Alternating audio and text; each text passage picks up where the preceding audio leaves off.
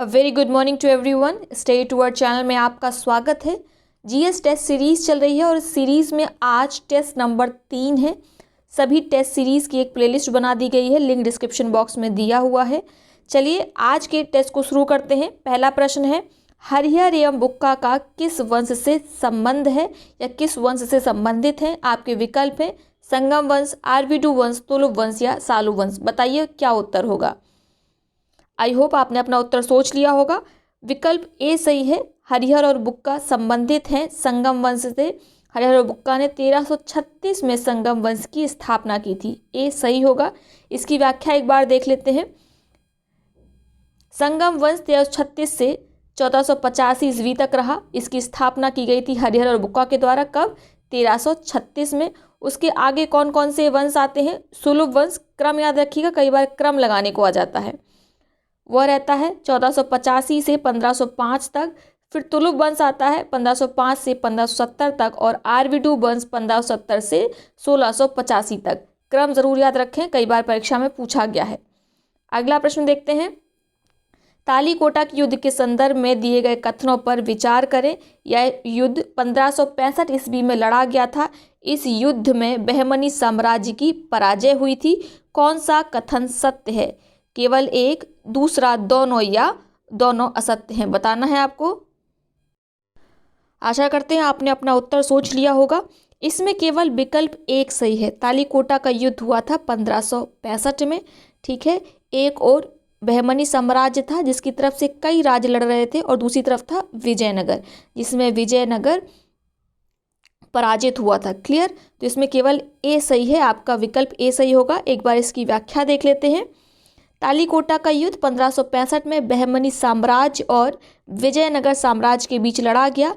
बहमनी की तरफ से संयुक्त सेना में बीजापुर, अहमदनगर, गोलकुंडा शामिल थे। इस युद्ध में बहमनी के साथ बरार शामिल नहीं था। ये कई बार पूछा जाता है कि तालीकोटा युद्ध में कौन शामिल नहीं था, तो आपको याद रखना है बरार शामिल नहीं था, जबकि बीदर इसमें शामिल था। क्लियर?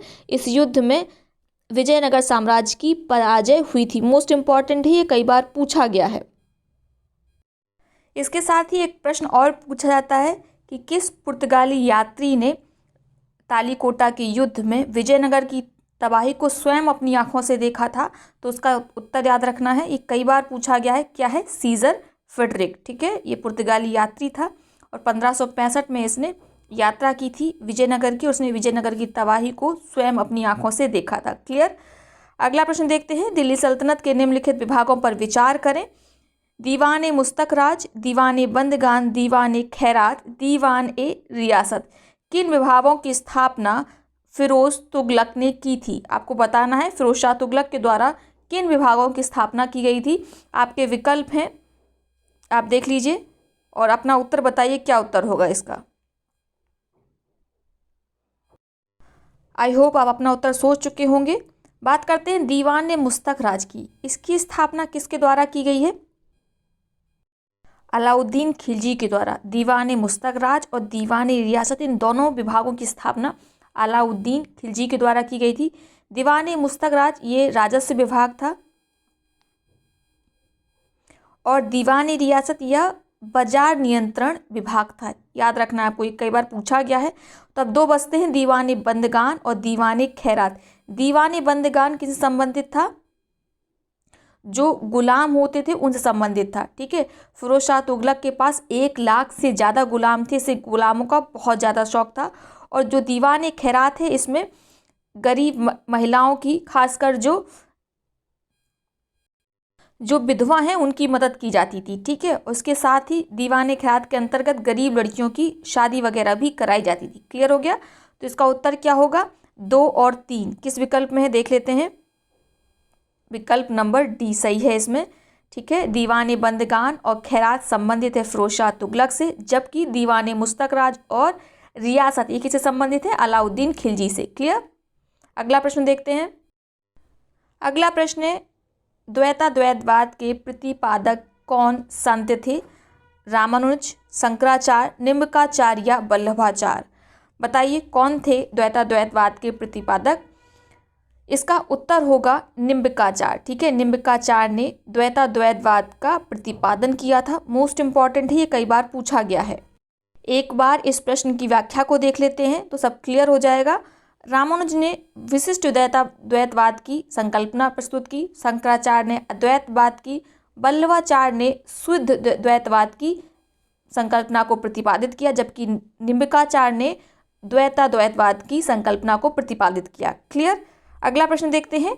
निम्नलिखित भक्ति संतों में से कौन कालक्रम का सबसे पहले आया? आपके विकल्प हैं कबीर, गुरु नानक, चैतन्य, मीराबाई।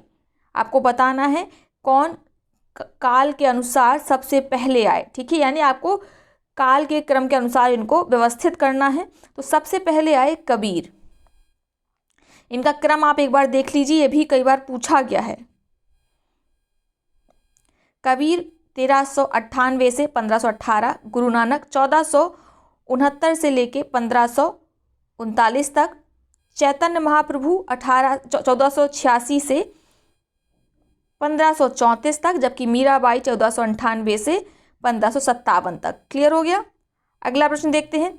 अकबर के काल की कौन सी घटना सबसे पहले घटी? आपको बताना है जजिया कर की समाप्ति, तीर्थ यात्रा कर की समाप्ति, या मनसबदारी व्यवस्था की शुरुआत, या दीन ए इलाही की स्थापना। आपको क्रम के अनुसार लगाना है। इस तरीके से कई घटनाएं हैं अकबर के काल की जिनको अक्सर पूछा जाता है कि कब कौन सी घटना पहले घटित हुई। आप कॉपी पेन लेके विभिन्न जो घटनाएं अकबर के समय में घटित हुई हैं उनका क्रम नोट कर लीजिए। मैं आपको बता देती हूँ। 1562 में दास प्रथा पर प्रतिबंध लगाया गया था। 1562 में ही उन्होंने जोधा बेगम, जो जिन्हें हरकाबाई के नाम से भी जाना जाता है, उनसे विवाह किया था। और उसी समय से अकबर में कई परिवर्तन आए थे। तो 1565 में उन्होंने दास प्रथा पर प्रतिबंध लगाया, और जैसे ही दास प्रथा पर प्रतिबंध लगा, अगले वर्ष इन्होंने 63 में क्या किया? तीर्थ यात्रा कर को समाप्त कर दिया। जब तीर्थ यात्रा कर समाप्त हो गया तो 64 में उन्होंने जजिया समाप्त कर दिया। ठीक है, याद रखना है। 62 में दास प्रथा पर प्रतिबंध लगाया, और जब दास प्रथा पर प्रतिबंध लग गया तो उसके एक वर्ष बाद ही तीर्थ यात्रा कर पर समाप्त कर दिया, और 64 में उसके एक वर्ष बाद यानी जजिया समाप्त कर दी। उसके बाद पूछा जाता है 1575 में फतेहपुर सीकरी में एक इबादत खाने का निर्माण करवाया। याद रखना है। ठीक है, कहाँ पर कराया था? फतेहपुर सीकरी में इबादत खाने का निर्माण। और 78 में 1578 में सभी धर्मों के लिए इबादत खाने को खोल दिया गया था। ये पूछा जाता है। ठीक है, 1579 में मजहर की घोषणा की। 1582 में दीन ए इलाही धर्म शुरू किया था, और 1583 ईस्वी में इलाही संवत चलाया था। क्लियर हो गया। एक बार फिर से रिपीट कर देते हैं। 1562 में दास प्रथा पर प्रतिबंध लगाया, 1563 में तीर्थ यात्रा कर समाप्त किया, 1564 में जजिया कर समाप्त किया, 1575 में इबादत खाने का निर्माण कराया। कहाँ पर? फतेहपुर सीकरी में। और इसी इबादत खाने को 3 साल बाद 1578 में सभी धर्मों के लिए खोल दिया था। पहले यह केवल मुस्लिम धर्म के लिए था, बाद में सभी धर्मों के लिए 1578 में से खोल दिया गया था। 1579 यानी 1579 में मजहर की घोषणा की, 1582 में दीन ए इलाही धर्म की शुरुआत की, और 1583 में इलाही संवत चलाया। क्लियर हो गया। तो आप इसका उत्तर आसानी से बता पाएंगे कि सबसे पहले क्या किया गया अकबर के द्वारा। तो सबसे पहले किया गया था 1563 में तीर्थ यात्रा कर की समाप्ति। ठीक है, जजिया कब समाप्त किया गया था? तीर्थ यात्रा करके समाप्त होने के 1 साल बाद यानी 1564 में। ये 63 में था। ठीक है, दीन ए इलाही की स्थापना कब की गई थी? अभी हमने पढ़ाया 1582 में। क्लियर हो गया।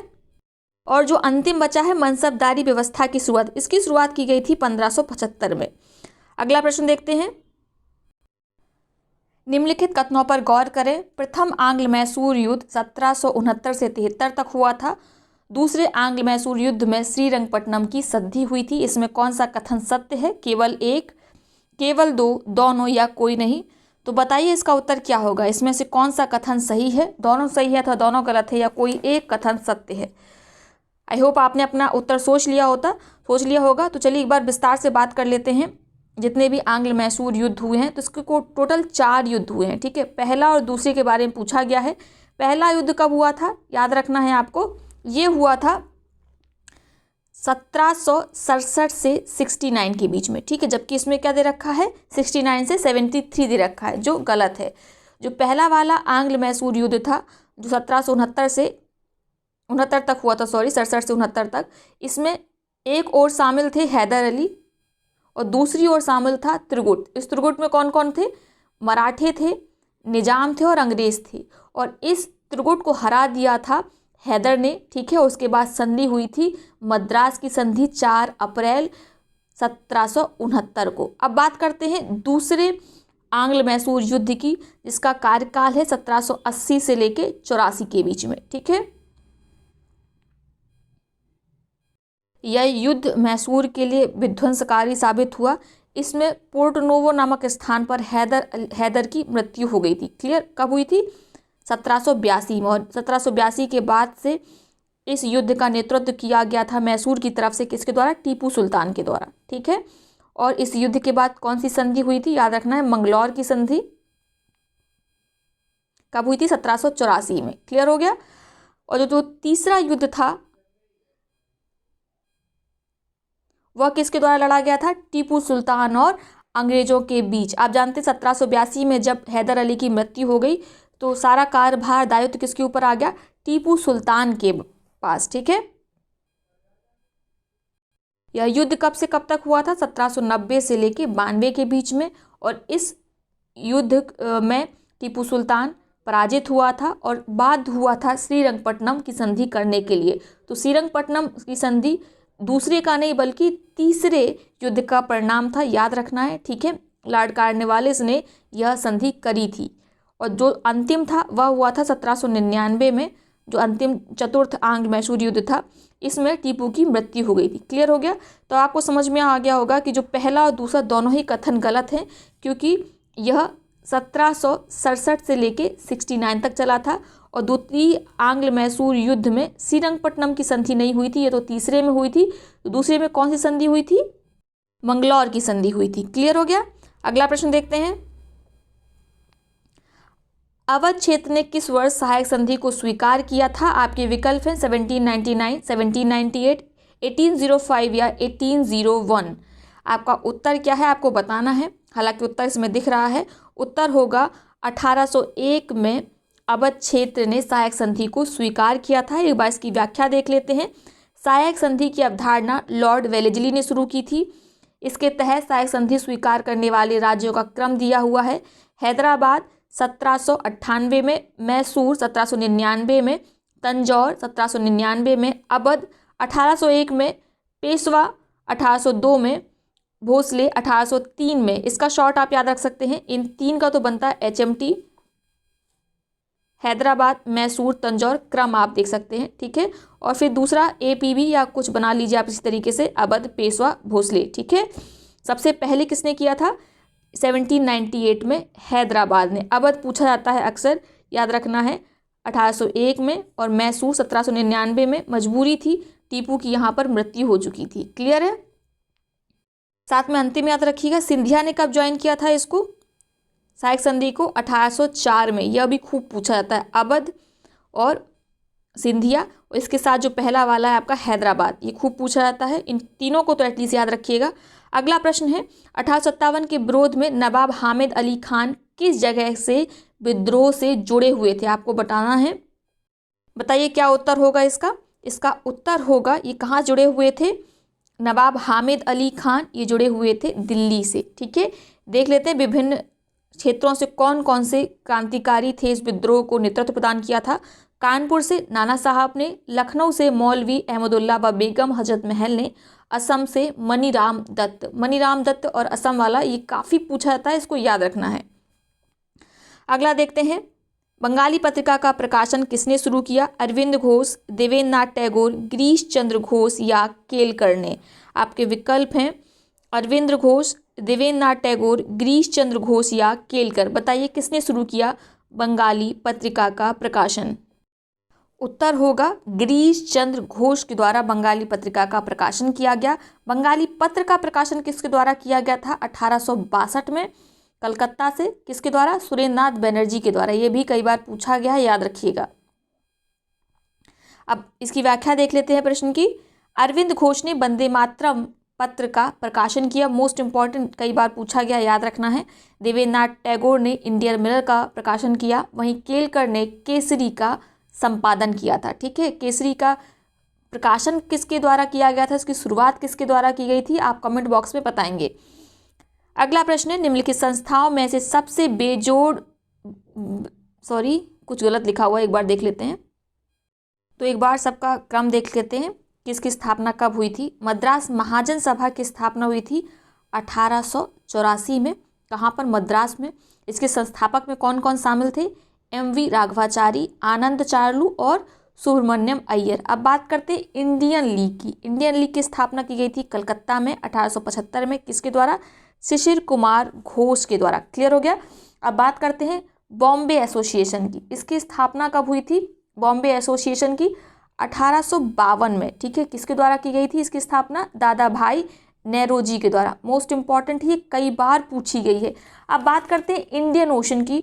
इंडियन एसोसिएशन की स्थापना, सॉरी ओशन नहीं, एसोसिएशन, इसकी स्थापना कब हुई थी, 1876 में। किसके द्वारा की गई थी, सुरेंद्र नाथ बैनर्जी और आनंद मोहन बोस के द्वारा। कहाँ पर, कलकत्ता में। ठीक है, क्लियर। तो सबसे बाद में किसकी स्थापना हुई, आपको समझ में आ गया होगा, 1884 में मद्रास महाजन सभा की स्थापना सबसे बाद में हुई। और मद्रास महाजन सभा के बारे में पढ़ चुके, इसके संस्थापक कौन कौन थे, एक बार फिर से रिपीट कर लेते हैं, एम.वी. राघवाचारी, आनंद चार्लू और सुब्रमण्यम अय्यर। क्लियर। तो उत्तर हो जाएगा आपका ए। अगला महत्वपूर्ण प्रश्न है, निम्नलिखित कथनों पर विचार करिए।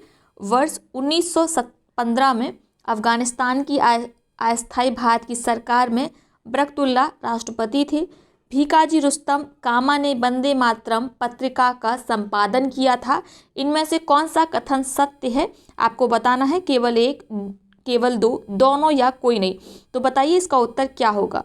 तो देखिए, 1915 में अफगानिस्तान में एक स्वतंत्र सरकार की स्थापना की गई थी। किसके द्वारा, महेंद्र प्रताप के द्वारा। और महेंद्र प्रताप राष्ट्रपति थे, जबकि जो बरकतुल्ला थे वह क्या थे, पीएम थे, प्रधानमंत्री थे। तो पहला वाला तो गलत हो गया। जो दूसरा है भीकाजी रुस्तम कामा, इन्होंने ही वंदे मातरम पत्रिका का संपादन किया था। तो केवल दो सही है। इस हिसाब से आपका कौन सा विकल्प सही होगा, विकल्प बी। क्लियर होगा। एक बार इसका एक्सप्लेनेशन देख लेते हैं, व्याख्या देख लेते हैं। 1915 में भारत की प्रथम अस्थायी सरकार की स्थापना अफगानिस्तान में की गई थी। इस सरकार के राष्ट्रपति महेंद्र प्रताप और प्रधानमंत्री बरकतुल्ला थे।